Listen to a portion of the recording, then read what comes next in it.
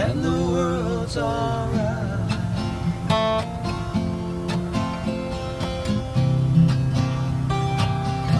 And the world's alright.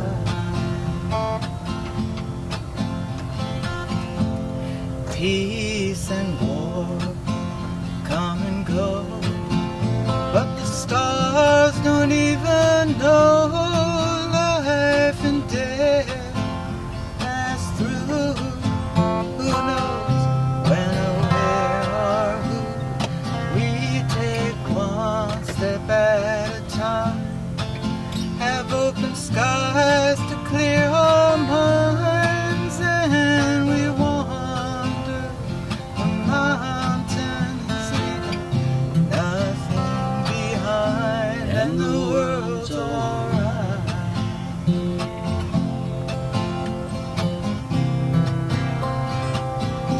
And the world's alright.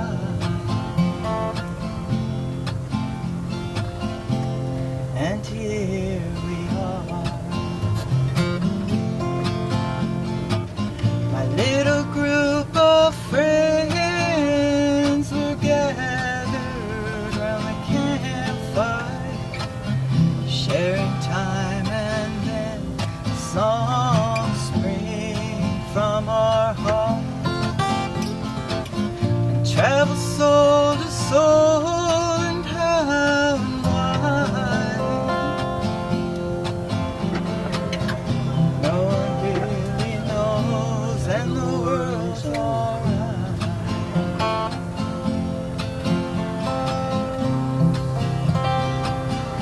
And the world's alright.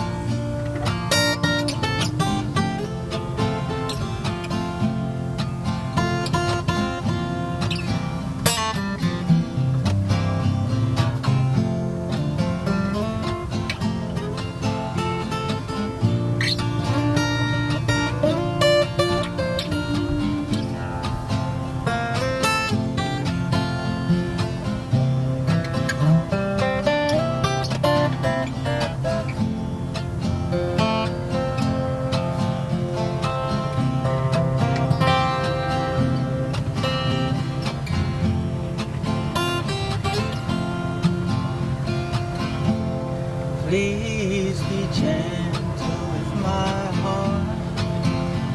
It's about to break apart. Please don't judge me, good or bad. I feel fragile as a child. I walk this earth the same as you. Need loving care, get me through life's ups and downs.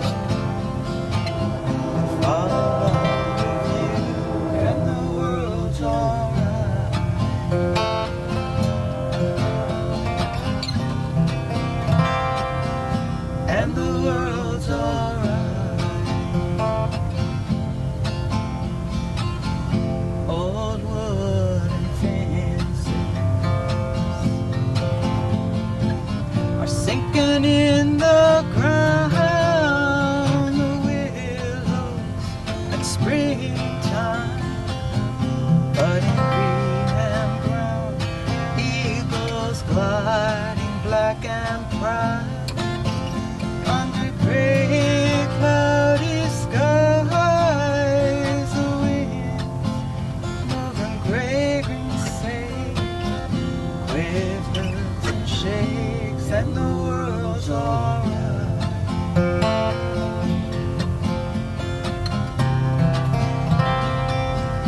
And the world's alright.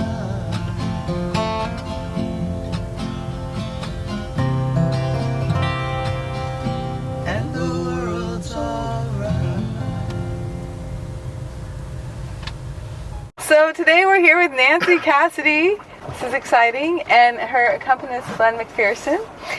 Nancy Cassidy from Palo Alto and Glenn's from Capitola. Mm-hmm. Excellent. So Nancy, we have all sorts of things we can talk about, but I thought we'd start with, you have this whole career in children's music, and your latest CD, Rivers Rising, is your 9th CD total, or your 9th adult music? Adult music. I have 6 children's CDs. Yeah. And what came first? I started writing songs, thinking about like hearing songs in high school, and I started playing guitar, ukulele actually when I went to Girl Scout camp when I was about 9. Awesome.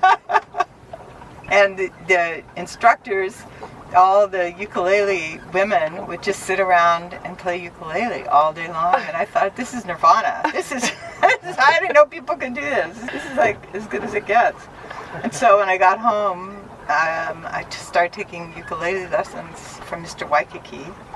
That was his name? That was his name. Oh my goodness.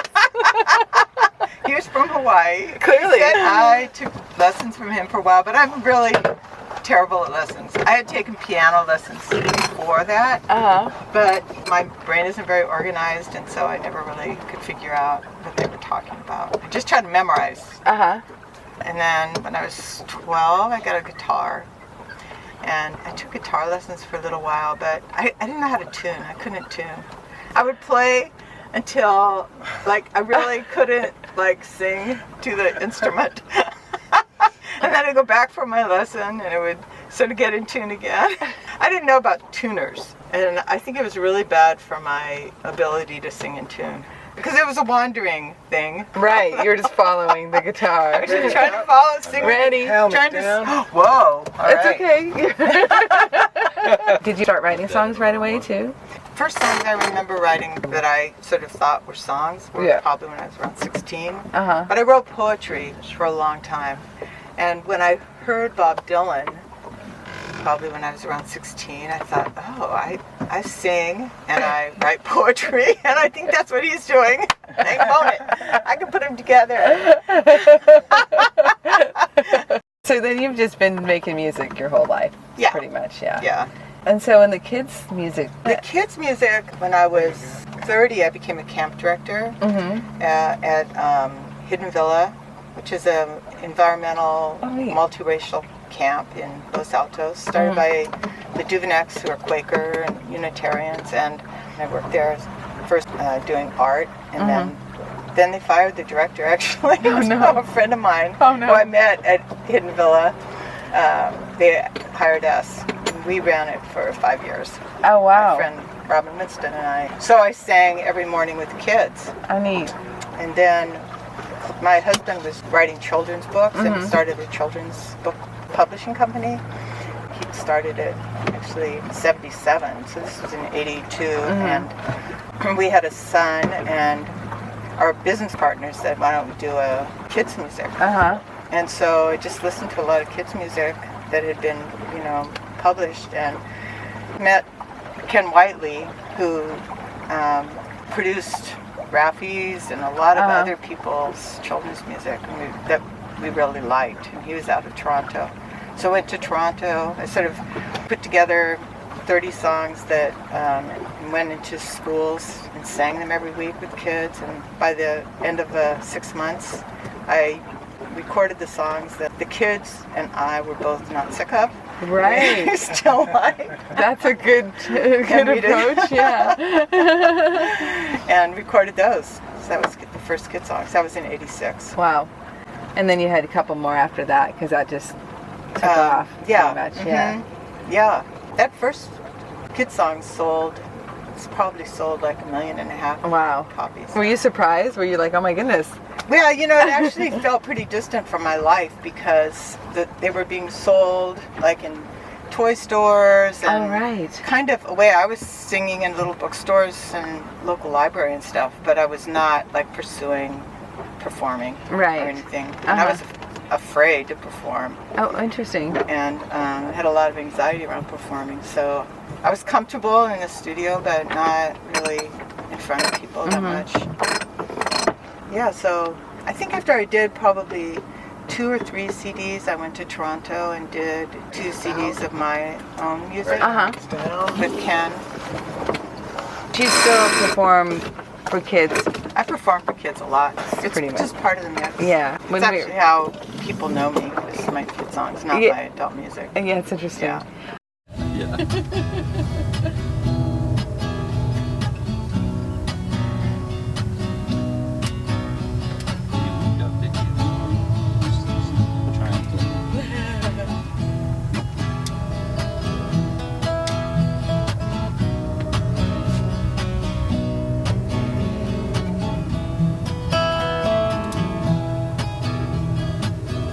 Can't be everything want me to be. I can't do all the things want me to do. All I can be is who I am, you see. Maybe that's not good enough for you. I say no sometimes, sometimes I run away. I explode sometimes, I have way too much to say. Sorry if what I do gets in your way. I do the best I can, what I have for you is the most I can, what I have for you. When my day turns dark, my time is gone. If heaven waits for me with open arms, maybe I'll look back and see how I've been wrong, how I could have and should have been more for you. I say no sometimes, sometimes I run away. I explode sometimes, have way too much to say. Sorry if what I do gets in your way. I do the best I can with what I have for you. I give the most I can, what I have for you.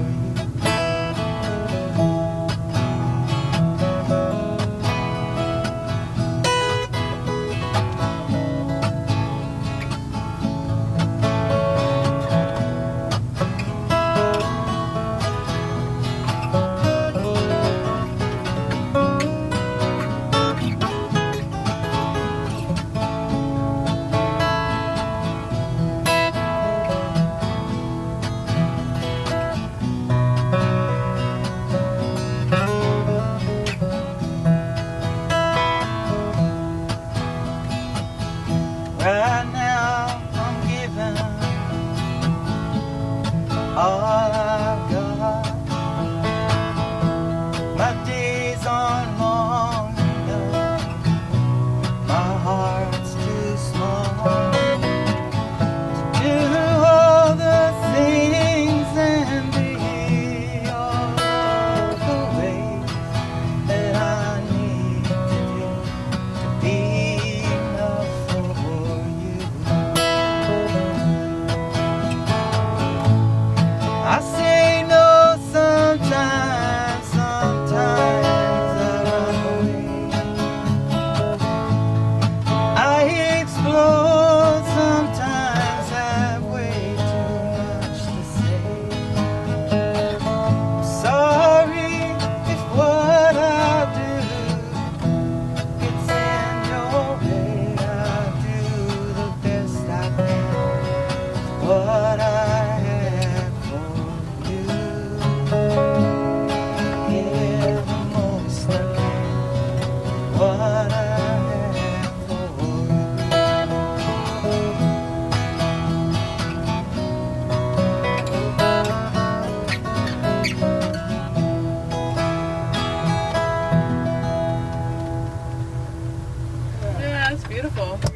then your own work. I know you released this Rivers Rising, was it last spring? Yeah, last May. Because we saw you on It's your been a year, part of your tour with your band. Yeah, that's right. And this is the first one you did with Entry, is that Yes. correct? Mhm. So how was that experience based on all the recording you've done? Did you have a new approach? Was it different? Or Well, I went to LA where I met Ed because of the songwriting retreats. Right. Stanley. And Yes. he'd been coming probably after the fourth time. I just liked working with him and wanted to try something new. I'd been recording in Santa Cruz with Keith Greninger after I stopped recording with Ken Whiteley in Toronto. And I just thought he's a nice guy and I liked what he did. And when I went to LA, I wanted to record in a studio, and usually he records in his house and can't really do drums and stuff in his studio. And it's just one room. And so we went to Sunset Sound. Oh, nice. Which was really fun. I recorded it where Prince recorded Purple Rain. He lived in that studio, that same studio. Oh, wow. Very orange studio. And designed his studio after that studio. Oh, interesting. Yeah. So how many days were you there? I think we did the bed tracks in like 3 days. And then... Yeah, there you go. Autopilot and then a hammock. Yeah. Good for him. Some people know how to relax. That's fun. It was really fun. I think we reserved it probably for 4 days to do the bed tracks, but it probably took like 2.5 days. And so then we started putting other musicians on top and finished up in his studio. I did a lot of my vocals actually at Sunset Sound. Yeah. Neat. Did it have a vibe? Did it feel Prince? Or was it just you were having a great time? It was just nice, Yeah. like it just wasn't ostentatious. It wasn't cold, it was warm, it was sort of wood and, orange rugs and stuff. I don't You had a know. lot of purple on. A lot of purple. Purple on the Orange windows. and purple, is that complimentary? I can't, not really. Yeah. Or Those sort are of. well, orange and gold are my high school colors.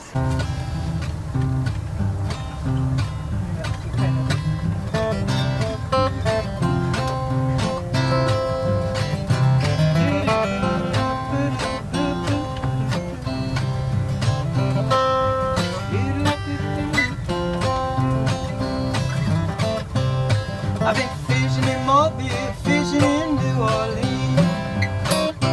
I've been fishing in Austin, Memphis, Tennessee.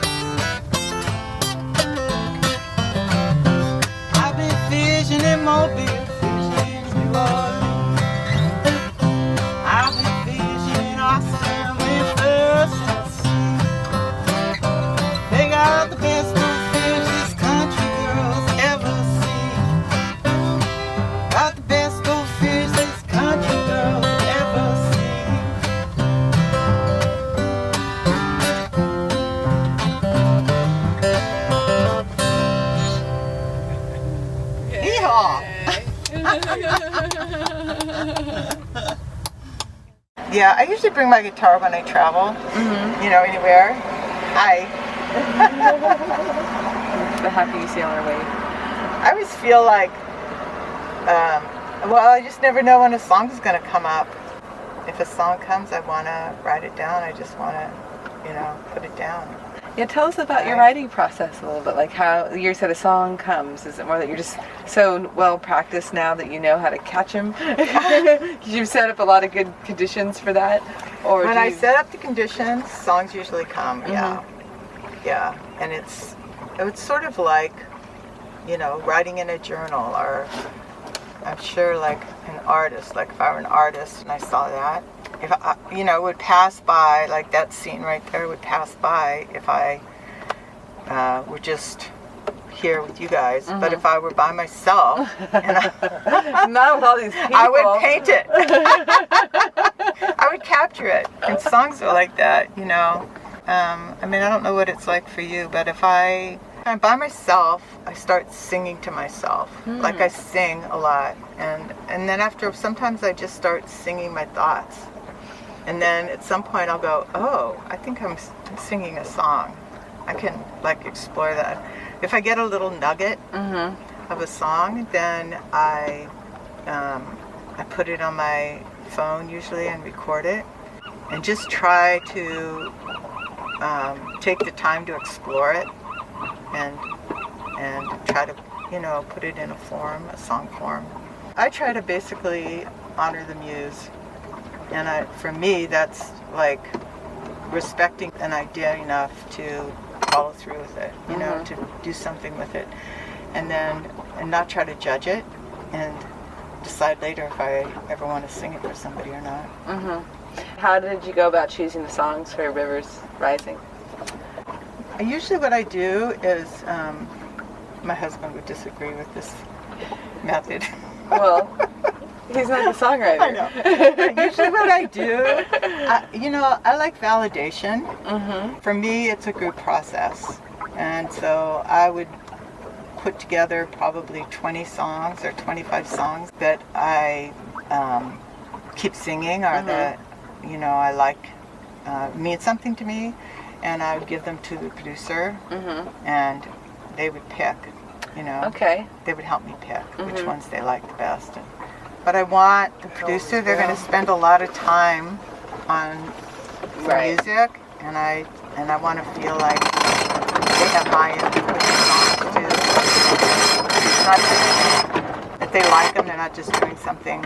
They might not like them enough to have written them themselves, but they're like...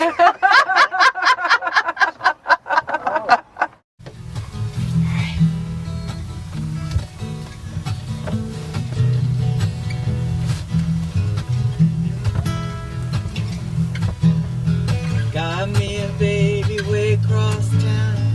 Nights full of lights, pretty boys all around. Cost $1 to see him go down.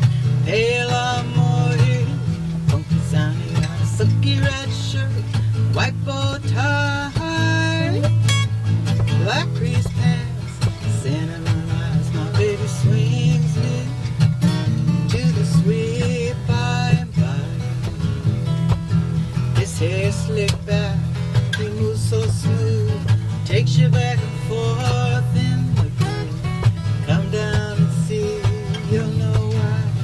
Get a funny feeling, wanna give it a try. He got a silky red shirt, white bow tie, black crease pants, cinnamon eyes. My baby swings me into the sweet by and by. I don't worry, I don't fret.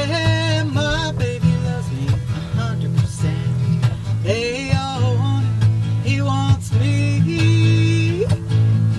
Give him a spin and then let him be. He got a silky red shirt and a white bow tie, black crease pants, cinnamon eyes. My baby swings me to the sweet by and by.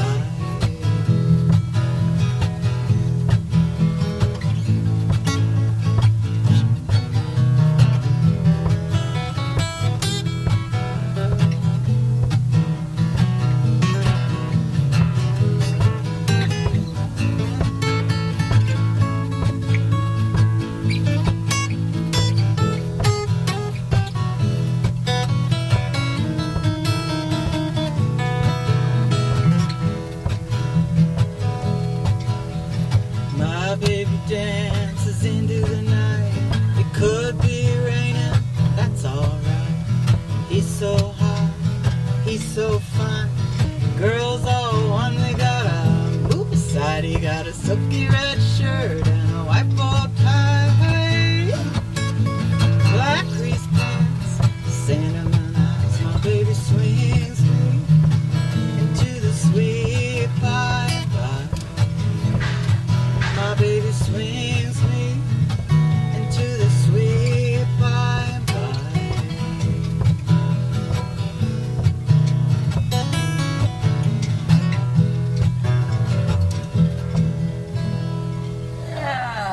Beautiful. So you've worked with a lot of great people, and you have an accompanist with you today, Yes. Glenn. Yeah. Talk about your work together. Is it that you call Glenn your buddy Glenn and say you want to come play guitar with me, or how does that Yeah, work? basically. Yeah, we have fun. We played yesterday for a lot of kids, and it was a hoot. I love Nancy's music. Oh, thank you.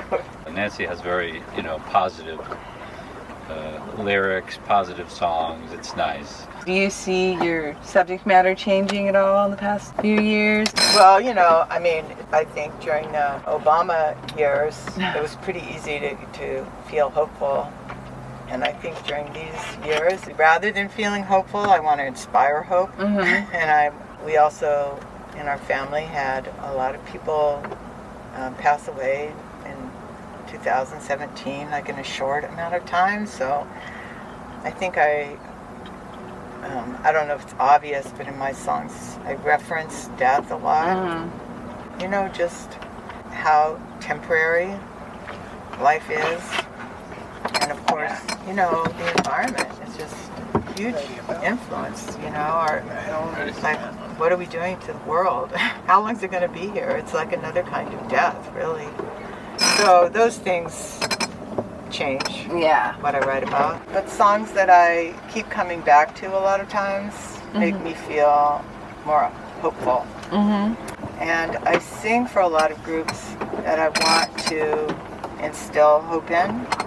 Like I do a lot of Bread and Roses shows. I do sing for old people a lot now, and young people. And I think I feel like when we don't have hope, we stop trying to make change. Because what's the point? Right. There's no point in that. It won't do any good. I resist that notion of inaction. Mm-hmm. I love to feel like I encourage people to act, Ready? and to be, proactive about life and to make a difference. And I feel like people feel good about themselves. I always felt like that with kids when I was putting together kid songs. I wanted kids to feel okay about who they are and how they felt and sort of the ups and downs, that it's okay. And I think when people feel good about themselves, they treat other people better, which is a goal for me. That's your intention. I'm a little impulsive About what I say. Oh, okay. I think I'm a little impulsive. At the same time, being impulsive is great to be a songwriter because it means you will say what comes to your mind. Yeah. You're not going to censor yourself, even to yourself. Right. Which is really great. And Yeah. helpful. Yeah. Yeah. And you don't have to use it. Right. Yeah. Exactly. Yeah.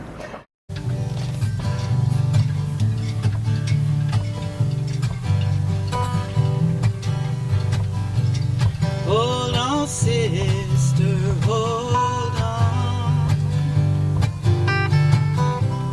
Hold on, sister, hold on. Joys are coming, rolling around the bend.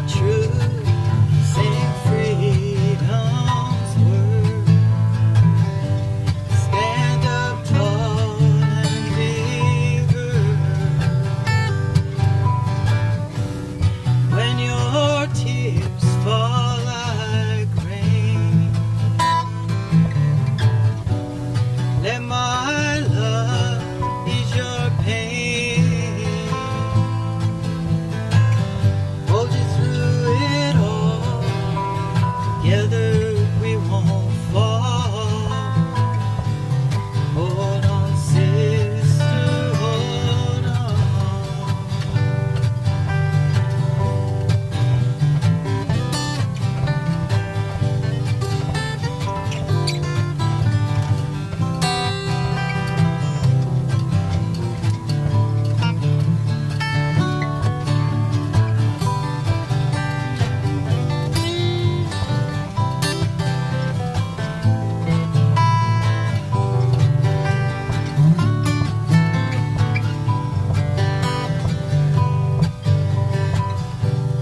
Shine your spirit like a light.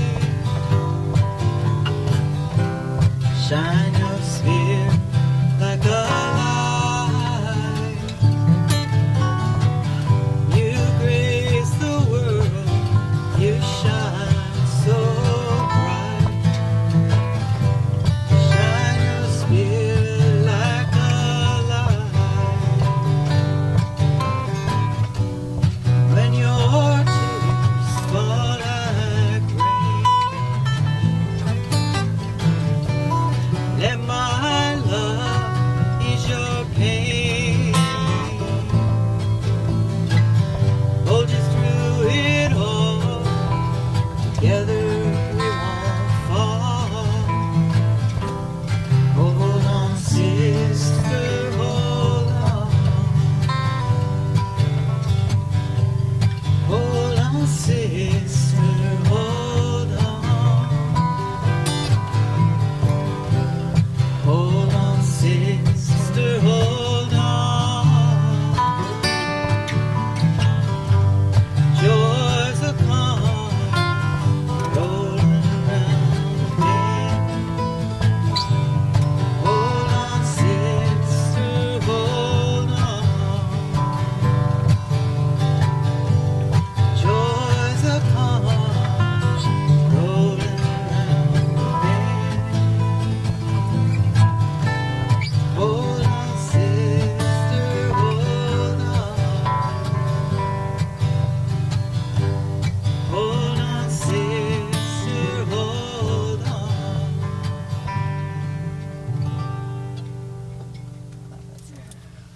Beautiful. Thank you. That's the song right now. I really like hootenannies. I like people singing along. I like the community that music creates. You know, so if I can have a chorus that people will sing along with, I love that.